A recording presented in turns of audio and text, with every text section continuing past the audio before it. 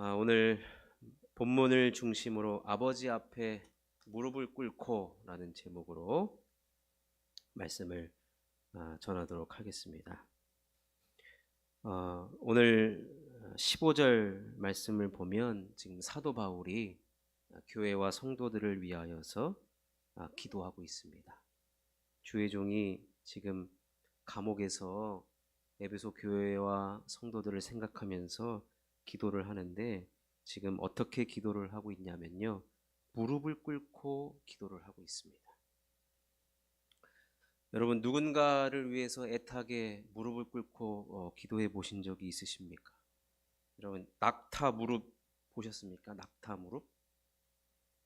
낙타 무릎. 낙타를 뭐 본 적이 별로 없어가지고, 이 낙타의 이 무릎은 아주 그 무릎을, 그 낙타가 그 앉을 때 그 보셨습니까? 그럼 낙타가 무릎을 꿇고 그 앉는 모습이거든요. 그래서 그 무릎이 다 닳았어요. 그래서 이 초대 교회의 지도자였던 이 야고보 사도가 얼마나 무릎을 꿇고 기도를 많이 했는지 그의 별명이 낙타 무릎이었어요. 낙타 무릎. 그래서 야고보 사도의 기도를 초대교회 성도들이 많이 따라했다라고 그런 내용도 있는데, 사도 바울의 기도하는 모습이 마치 오늘 그 야고보 사도를 떠오르는 그 낙타 무릎이 생각나게 하는 그런 모습으로 지금 에베소 교회와 성도들을 위해서 간절히 지금 기도하고 있는 모습입니다. 여러분, 무릎을 꿇고 기도한다는 것은 그만큼 하나님 앞에 간절하다는 겁니다. 교회와 성도, 특별히 이방 땅에 세워진 에베소 교회와 또 그 교회에 신실한 일꾼들이 있다는 것 자체가 하나님께도 감동이고, 얼마나 그 교회의 회복과 성도들이 다시금 사명 감당하는 것이 중요했든지 바울에 있는 감옥에 있던 바울을 일깨워서라도 하나님은 바울에게 무릎을 꿇고 간절히 기도하도록 했던 것입니다. 여러분, 보통 우리가 무릎을 꿇고 기도할 때 내 개인의 문제를 가지고는 무릎을 꿇고 기도한 적이 있어요. 간절하면 그렇게 되죠. 구약에 보면 엘리야 선지자도 무릎 사이에 얼굴을 쳐박고 하나님 앞에 기도한 모습도 나타나곤 하는데, 여러분, 지금 바울에게 있어서 에베소 교회의 회복과 성도들이 다시금 하나님의 말씀을 붙들고 주의 사명을 감당하는 것이 바울에게 있어서는 가장 첫 번째 기도 제목이었고 가장 간절한 기도 제목이었던 것입니다.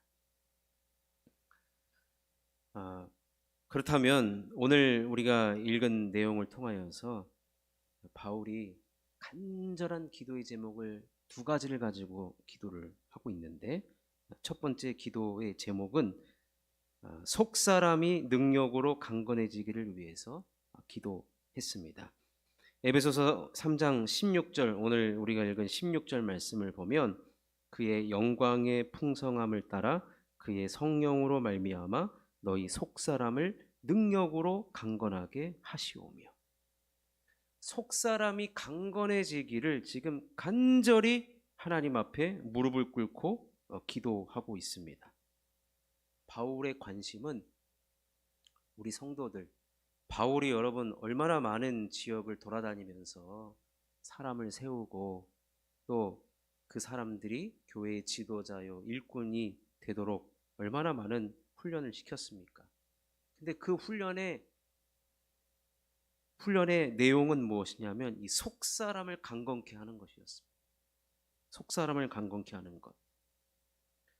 근데 이 속사람을 변화시키는 데 있어서 바울이 따랐던 방법은 무엇이냐면, 오늘 우리가 읽은 말씀처럼 성부와 성자와 성령 삼위일체 되신 하나님을 사도 바울은 가르친 거예요. 내가 가지고 있는 이론, 내가 가지고 있는 경험을 그들에게 가르쳐서 속 사람을 강건케 한 것이 아니라 성부 하나님, 성자 예수님, 성령 하나님의 그 은혜를 가르쳤던 것이죠. 그래서 16절과 17절에 나오는 내용이 여기에 삼위일체 되신 하나님이 다 나타나고 있습니다. 그의 영광의 풍성함, 이게 성부 하나님이고, 또 그의 성령으로 말미암아 성령 하나님이고, 17절에 보면 믿음으로 말미암아 그리스도께서 너희 마음에 계시게 하시옵고. 여러분, 시대마다요, 뭐 제가 공부할 때 여러 신학자들에게서도 나타나는 특성이, 물론 삼위일체 되신 하나님이신데 어떤 신학자는 성부 하나님을 특별히 강조하는 신학자도 있고, 성자 예수님을 강조하는 신학자도 있고, 성령 하나님을 강조하는 신학자도 있습니다. 20세기에 들어와서 부흥운동이 대부분 어디에서 일어나고 있는지 아십니까? 이 성령 하나님을 강조하는 순복음 계열 쪽에서 많이 일어나는 현상들을 보게 되는데, 사실은 우리 하나님은 성부와 성자와 성령 삼위일체 되신 하나님이에요. 이 삼위 되신 하나님을 골고루 우리가 또 지식으로도 알고 경험을 하고, 그것이 우리에게 있어서 우리의 속사람이 능력으로 강건해지는 방법인 것입니다. 어떤 분이 질문을 해요. 나는 성부 하나님을 너무 많이 들어왔고 경험을, 성부 하나님만 경험하니까 어떤 하나님이냐? 아유, 아버지는 옛날 아버지 생각하면은 막 엄하시잖아요. 무섭기도 하고 죄를 막 다루시는 무서운 하나님으로 이렇게 아는데, 어떤 분은 또 성자 예수님, 사랑이 많으신 성자 예수님만 경험하시는.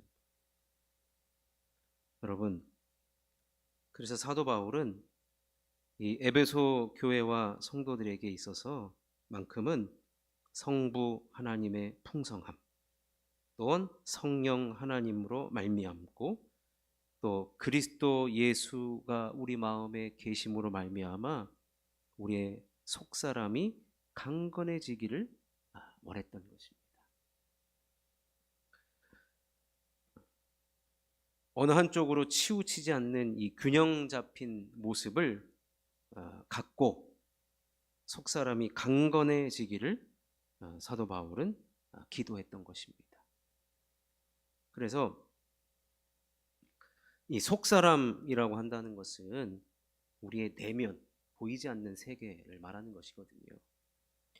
이 내면이 단단해져야 한다는 것인데, 왜 내면이 단단해져야 하냐면 어떤 외부적인 요인에 의해서 우리가 휘어질 수 있기 때문에 그래요.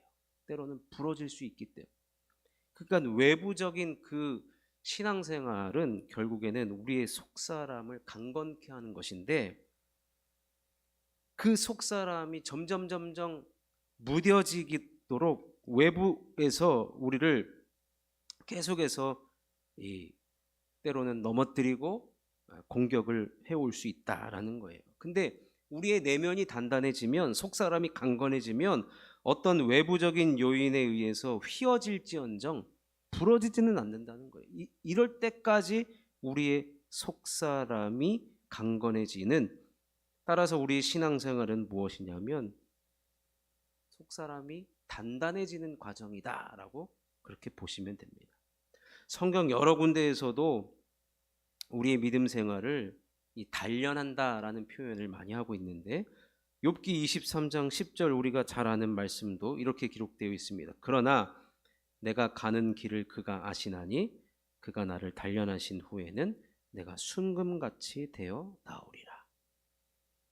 하나님께서 우리를 단련하시는데 그 단련의 맨 종착지가 어디냐면 순금이에요.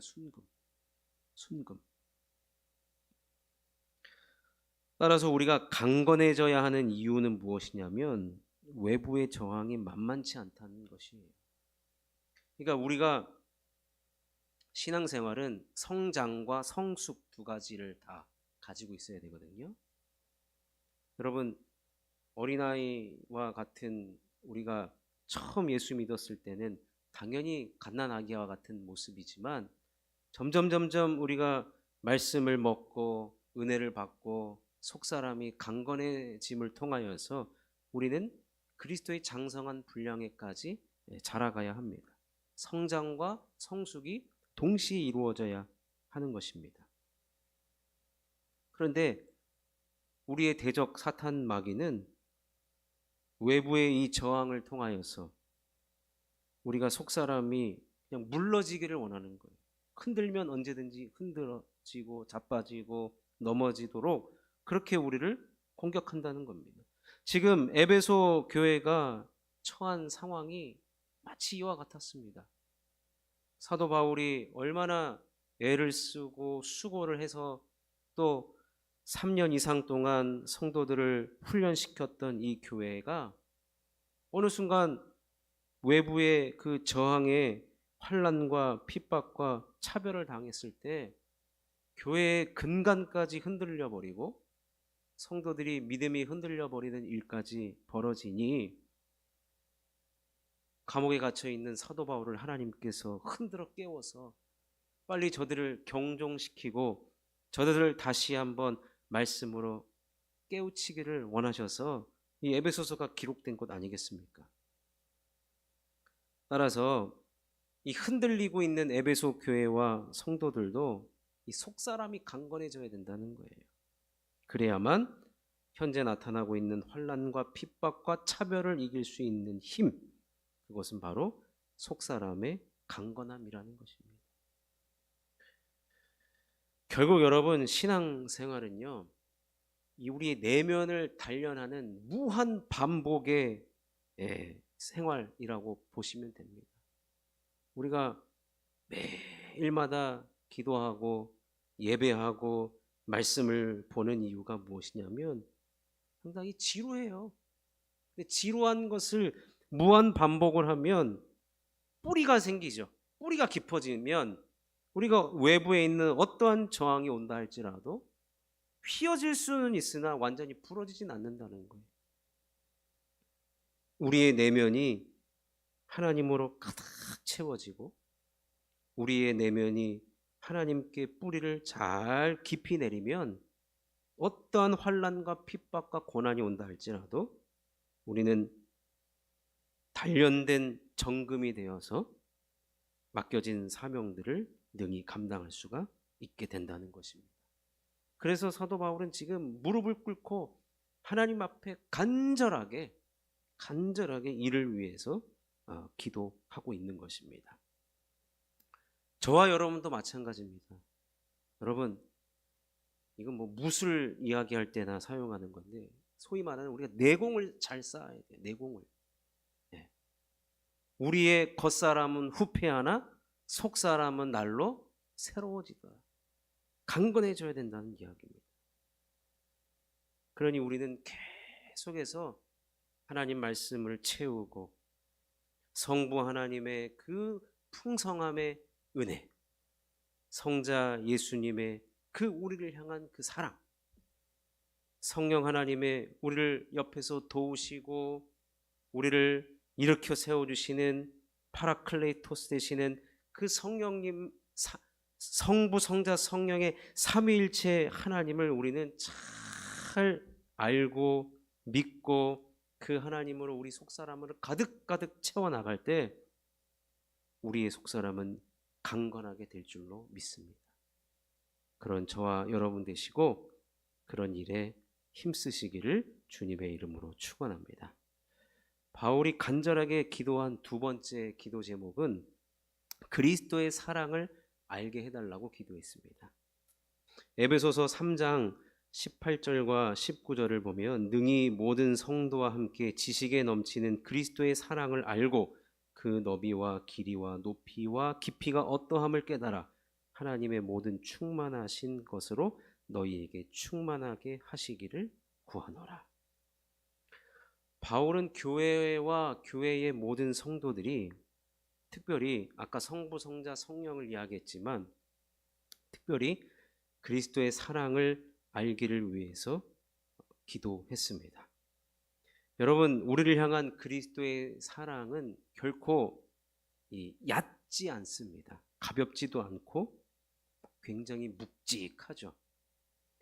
이것을 위해서 이미 에베소서 2장과 3장 초반부에 계속해서 우리가 어떤 존재였는가, 본질상 진노의 자녀였고 언약에 있어서는 외인이었고 우리가 구원받을 자격이 도대체 없는 사람인데도 불구하고 오직 딱 하나 그리스도의 사랑으로 말미암아 하나님께서 우리를 십자가에서 우리를 살리시고 우리를 언약 안으로 들어오게 하는 그러한 그리스도의 사랑, 이 사랑은요 우리에게 울림을 주고 감동을 주고 이 사랑은 영원한 사랑인데 이것을 우리가 알기를 원했다는 거예요.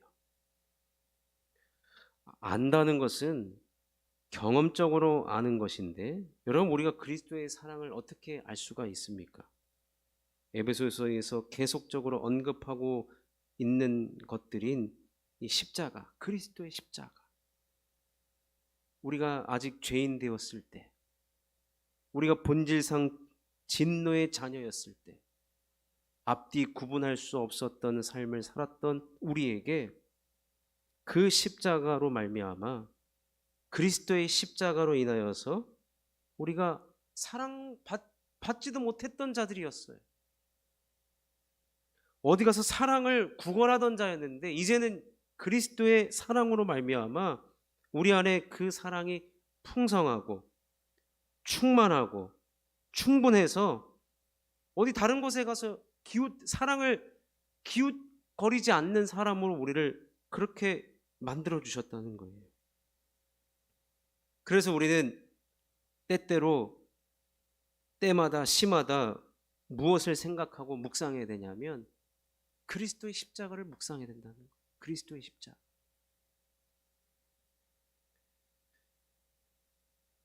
여러분 이방 땅에 세워진 그리스도의 몸인 이 에베소 교회와 또 머리가 되시는 그리스도만 묵상하고 생각해도 그 사랑의 충만함을 우리는 충분히 알 수 있다는 겁니다. 그 사랑이 우리 안에 늘 머물고 있던 그 사랑이 어딜 가지 않았어요. 예수님도 십자가상에서 마지막에 뭐라고 말씀하셨느냐? 다 이루었다라고 말씀하셨어요. 그 말은 우리들에게 충분하고도 충만한 사랑을 다 주었다라고 하는 것입니다. 그러니 여러분 우리가 하나님께서 나를 사랑하신 그 사랑 앞에 우리가 서 보자는 거예요. 그러면 교회를 향해 다가오는 어떠한 고난과 핍박과 차별에 대해서 맞설 수 있다는 것이고 오히려 그 사랑의 힘으로 이겨낼 수 있다는 겁니다. 여러분 내가 이렇게 믿음 생활하다가 때로는 고난과 환난과 핍박이 와서 우리가 흔들릴 수 있잖아요. 넘어질 수 있잖아요. 근데 내가 하나님을 붙들고 있는 줄 알았거든요. 근데 여러분 정확히 보면 주님의 사랑이 나를 이끌어가고 있는 거예요. 주님의 사랑. 나는 힘이 없어서 주님의 사랑을 놓을 때도 있거든요. 근데 주님이 나를 그 사랑이 십자가의 그 보혈의 사랑이 나를 붙들고 가고 있더라고요.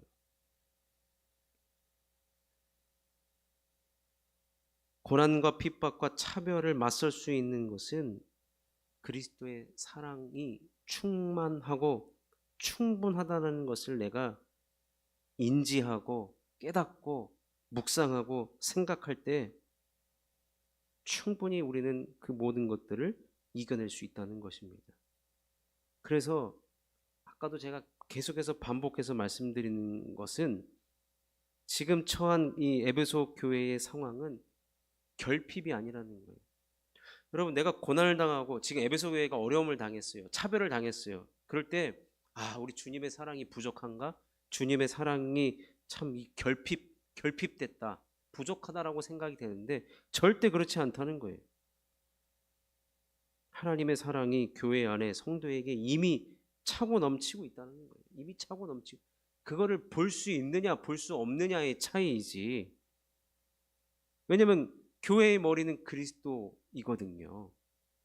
그럼 그 십자가에서 우리를 향하여 흘리신 그 보혈의 능력과 사랑이 지금도 머리 대신 그리스도가 교회의 주인이시기 때문에 임하고 있기 때문에 교회에는 언제나 주님의 사랑이 넘칠 수밖에 없다는 거예요.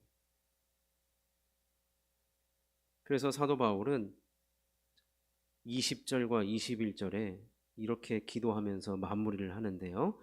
우리 가운데서 역사하시는 능력대로 우리가 구하거나 생각하는 모든 것에 더 넘치도록 능히 하실 이에게 교회 안에서와 그리스도 예수 안에서 영광이 대대로 영원 무궁하기를 원하노라.